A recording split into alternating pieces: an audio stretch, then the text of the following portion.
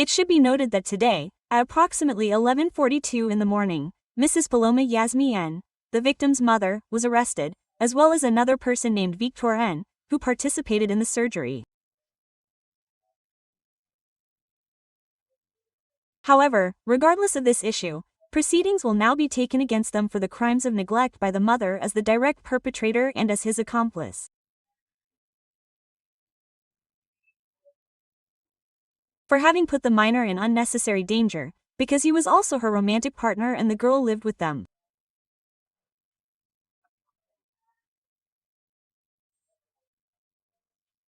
For the crime of forgery and use of a false document, misuse, because yesterday we already had conclusive evidence that the document was forged, that the girl never went to the Fatima clinic for a medical checkup, and that said document was altered, forged based on a previous one.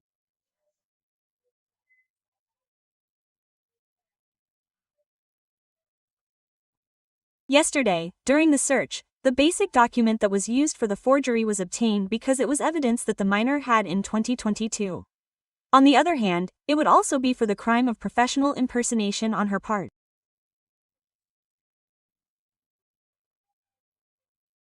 We suspected, based on several comments, that she was entering surgeries and that this person was performing acts that are exclusive to people or health professionals.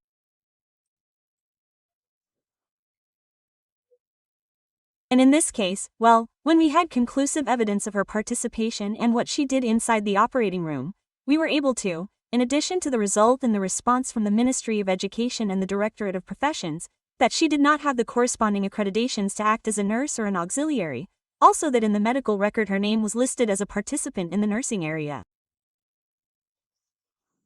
So, all of this was work that had to be documented, that had to be worked on, and by having these indications and evidence, we were able to establish a probable responsibility and a plot. Why? Because it was also obtained that Paloma N contacted the victim's father on the 11th and told him that the girl had had an illness, had felt bad at school, and based on this she had had to go pick him up.